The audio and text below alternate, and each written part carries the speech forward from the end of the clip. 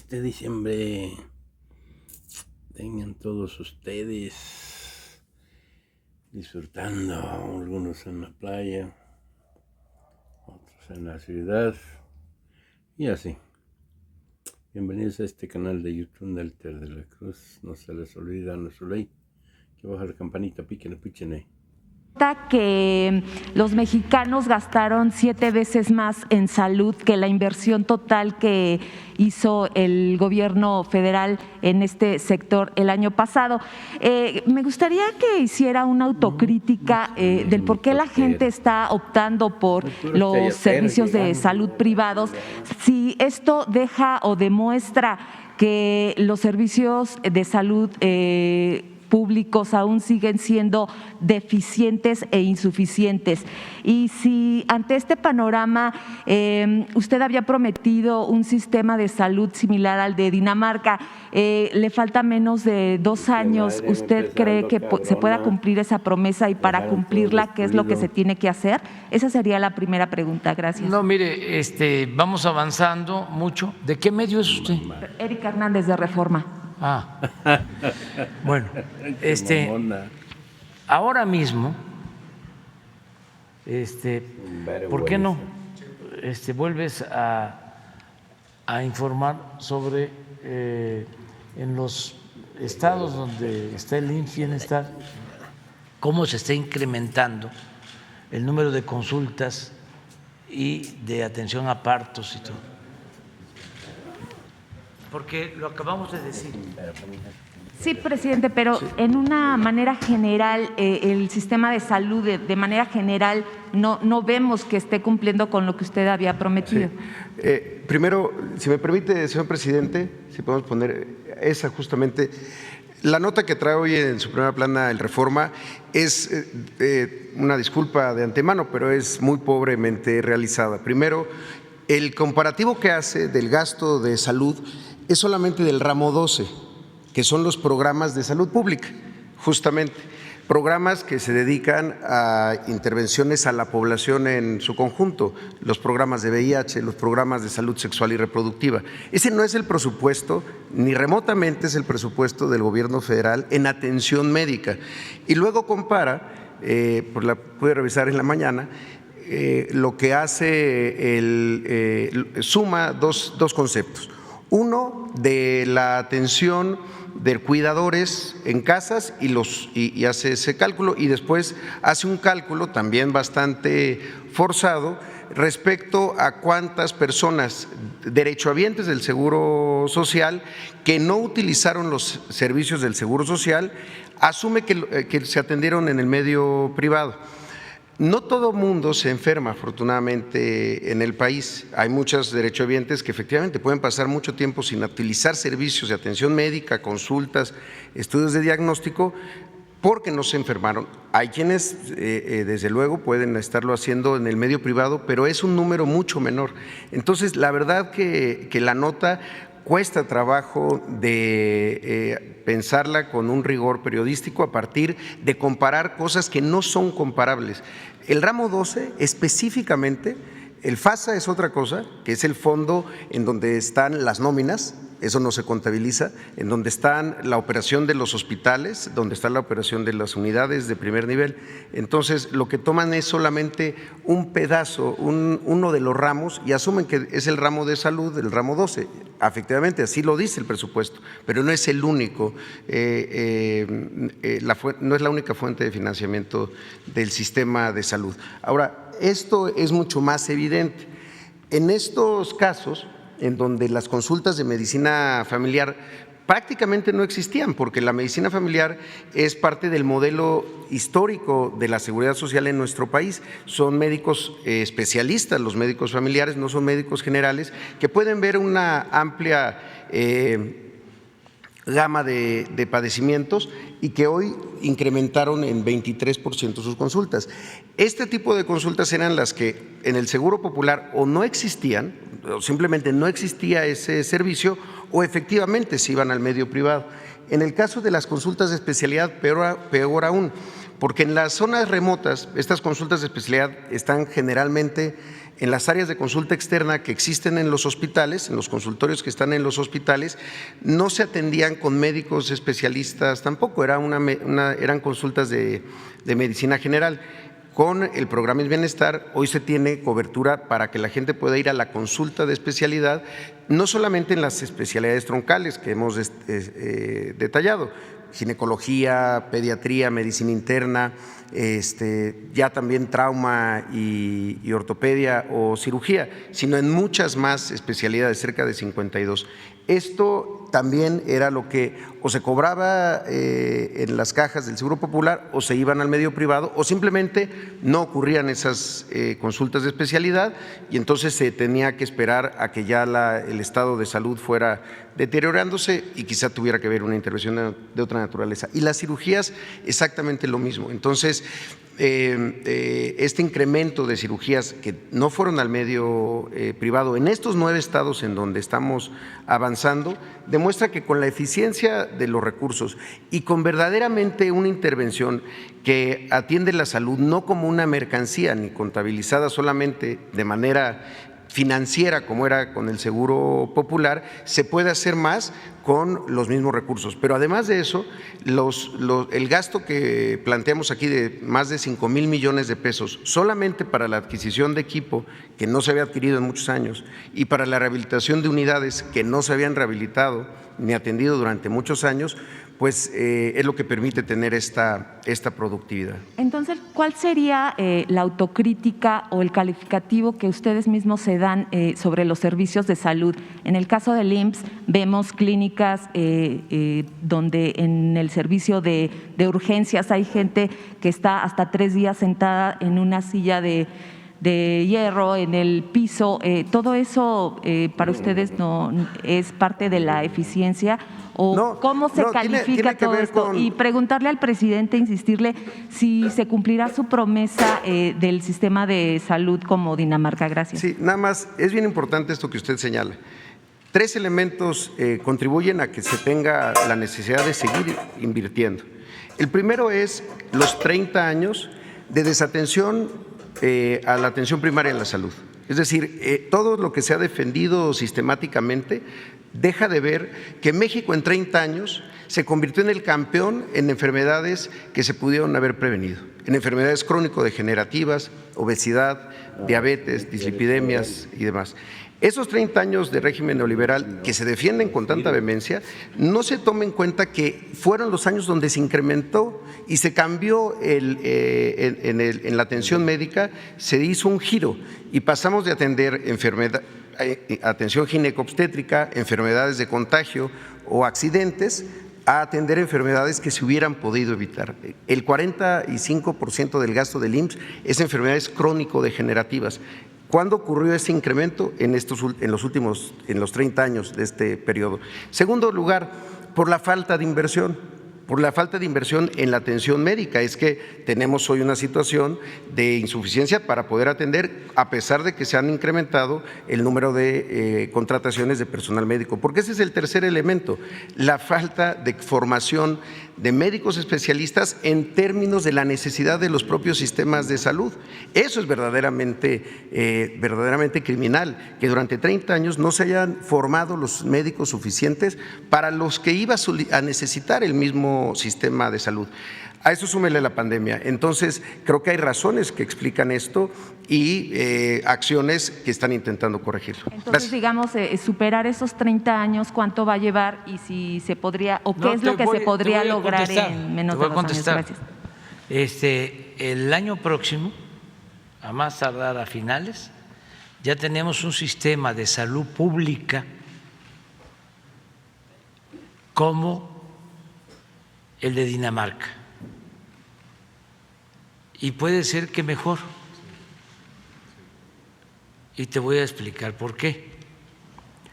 Vamos a tener un sistema de salud pública como el de Dinamarca,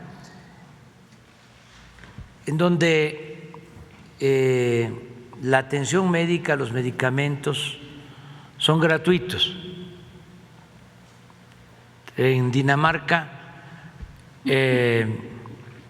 tienen políticas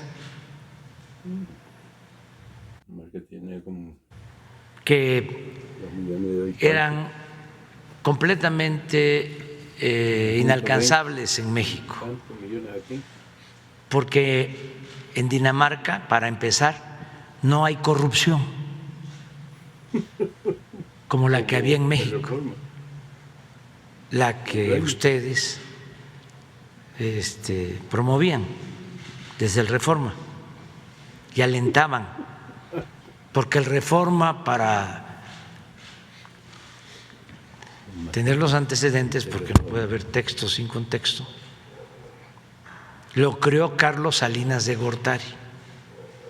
Esto para quienes nos están viendo, no para los que estamos aquí o los lectores del Reforma. Entonces, en Dinamarca no hay corrupción y por lo mismo el presupuesto rinde y tienen establecido algo que llaman estado de bienestar, que es lo que nosotros vamos procurando para México.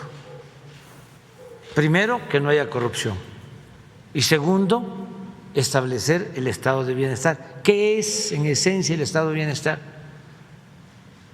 Que la persona tenga seguridad desde que nace hasta que muere, desde la cuna hasta la tumba, muy contrario a lo que defiende el Reforma.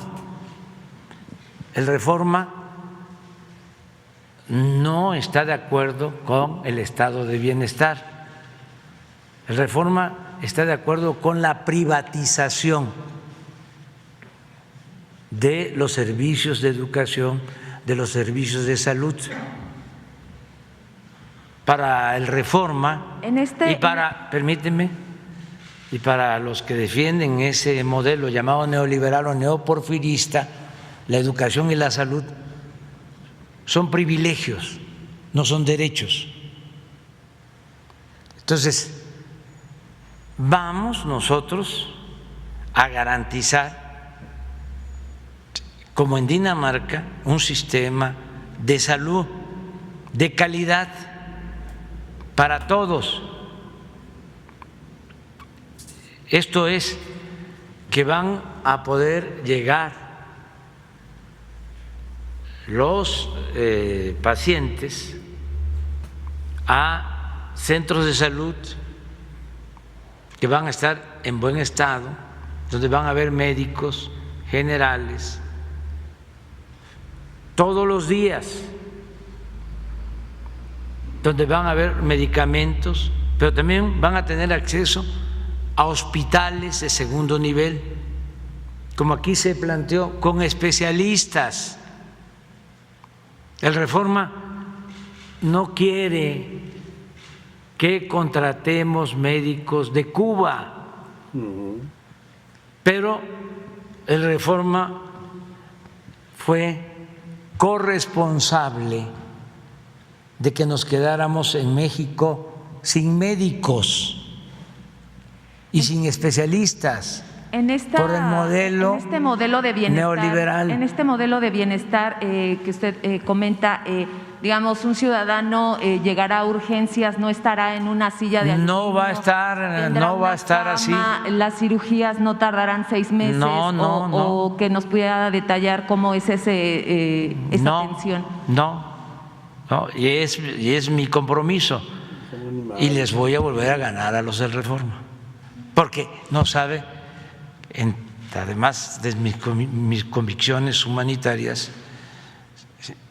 la satisfacción, la dicha enorme que me produce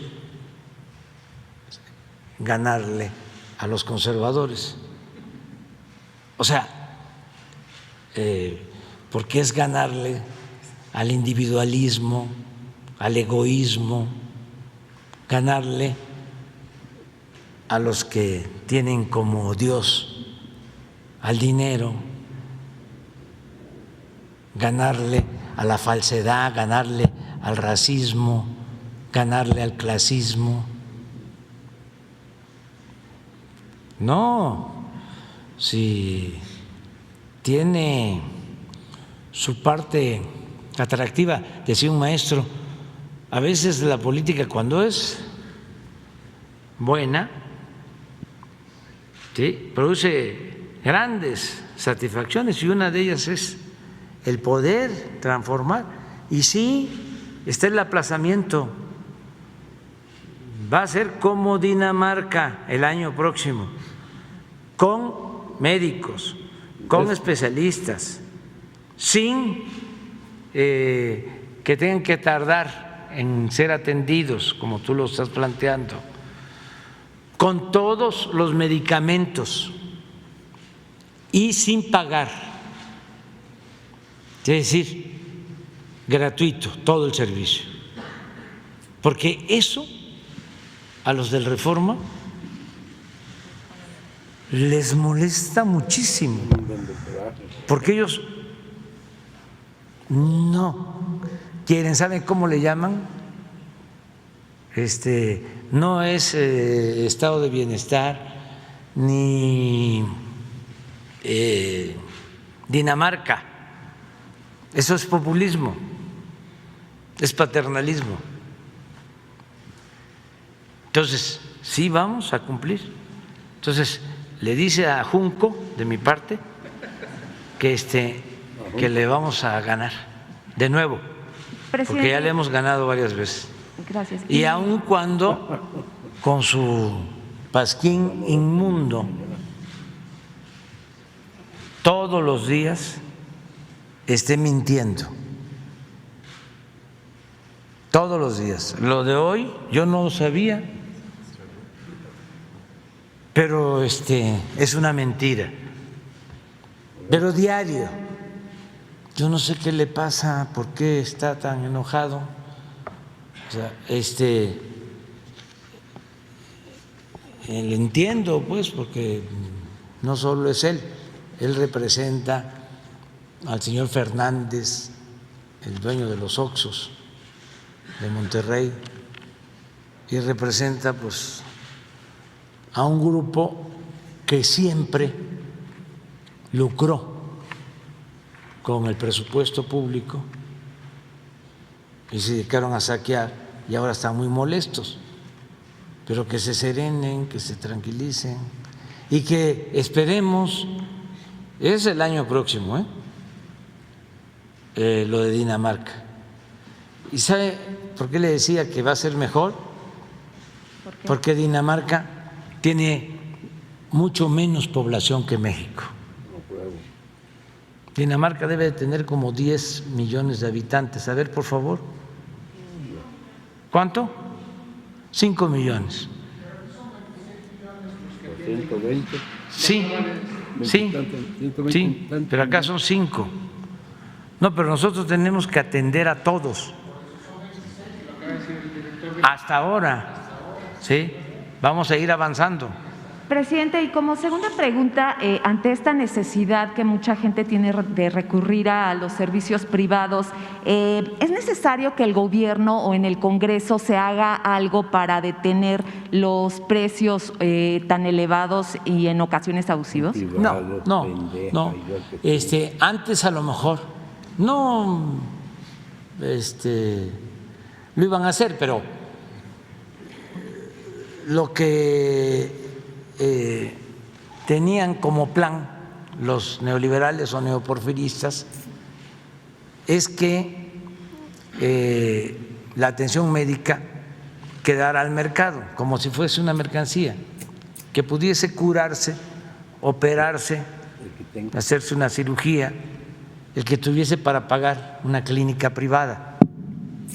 Ahora no, ahora se va a garantizar el derecho constitucional a la salud, lo que establece el artículo 4 de la Constitución.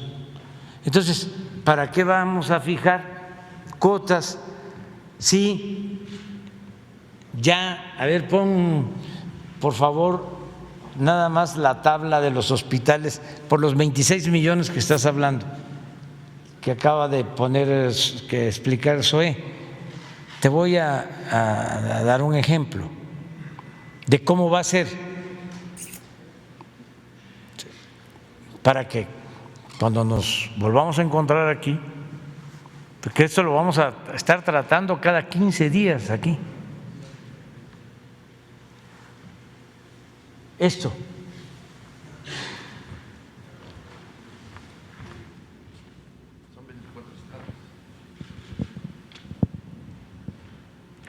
En estos 24 estados, estos 330 hospitales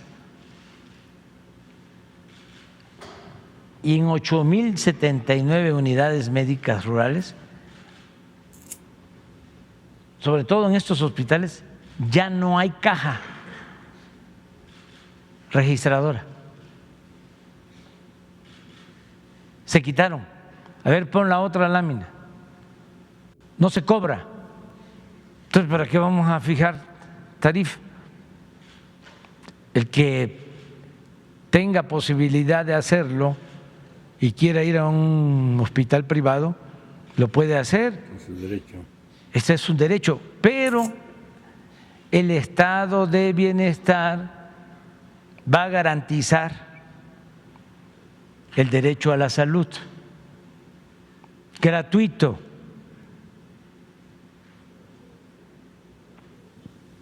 Es esto. Todas son las cajas. ¿Cuántas? Que se han quitado. Puedes ir a un hospital y esto lo saben las enfermeras y lo saben los médicos y están muy contentos y nos están ayudando mucho, como siempre, los trabajadores de la salud. Presidente. Y es un proceso que se había dilatado, porque tú hablaste de tiempo, porque lo íbamos a hacer desde el inicio del gobierno, pero se nos vino la pandemia y tuvimos que atender la emergencia. Pero ahora que afortunadamente está bajando el número de contagios, ya estamos en este plan. Y a esto es a lo que yo me refiero cuando hablo del estado de bienestar para garantizar a todos los mexicanos el derecho a la salud y el derecho a la educación, que es lo mismo. ¿Qué es la educación? ¿Por qué no tenemos médicos? Porque rechazaban a los que querían ingresar a las escuelas de medicina con la mentira, y el Reforma nunca dijo nada de esto, con el pretexto de que no pasaban el examen de admisión. Y eso no es cierto. No es que no pasaran el examen de admisión, es que no había cupo porque no había presupuesto para las universidades públicas, porque lo que querían era que estudiara el que tuviese para pagar colegiatura. Entonces, ¿qué pasó con el tiempo? Lo que ya explicó Zoé, y esa irresponsabilidad, pues tampoco se señala en el Reforma, que no tenemos los médicos ni tenemos los especialistas que necesita el país por esa absurda política privatizadora que impusieron en materia educativa. Entonces, como se están llevando a cabo todos estos cambios, por eso pues hay la molestia del Reforma, de todos sus articulistas, sus caricaturistas, yo creo que menos los trabajadores, porque esos, aunque sean callados, pues se dan cuenta cómo viven sus jefes y por qué están enojados con nosotros. Presidente, ya por último, insistir en este tema de la magistrada Esquivel. Ya estamos a martes, pareciera que no, el órgano interno de la UNAM encargado de de realizar la investigación y entregar un resultado no estará listo el 2 de enero. ¿Usted consideraría que la Suprema Corte debería tomar cartas en el asunto sobre la maestra Esquivel? ¿Ella debería de separarse del cargo o qué tendría que suceder, realizarse la y elección? el Reforma pues también está en contra de la maestra Esquivel. El Reforma lo que quiere es que quede de presidente de la Corte el más rico de los ministros. Y como el Reforma pues investiga, ¿no? Estoy seguro de que ya al mediodía ya vas a ver quién es el más rico de los ministros. Así como el Reforma informó, ¿no?, de que el secretario de Seguridad Pública de Felipe Calderón, García Luna, estaba vinculado con el cártel de Sinaloa. Y así como le ha dado seguimiento a todo el juicio de García Luna, así como todos los días se ocupa de nosotros, no todos los días, pero cada semana trata el asunto de García Luna, la Reforma. Revísenlo y van a ver qué objetivos, qué profesionales, cuánta ética, qué cercanos están al pueblo de México y qué distantes están de la oligarquía y de la banda de malhechores que se sentían dueños de México. Ya me voy, te quedas para mañana, vamos a desayunar. Adiós, adiós. Bueno, nos vemos. Ahí no se les olvida, no su like y denle a la campanita, chinga, echen a la mano.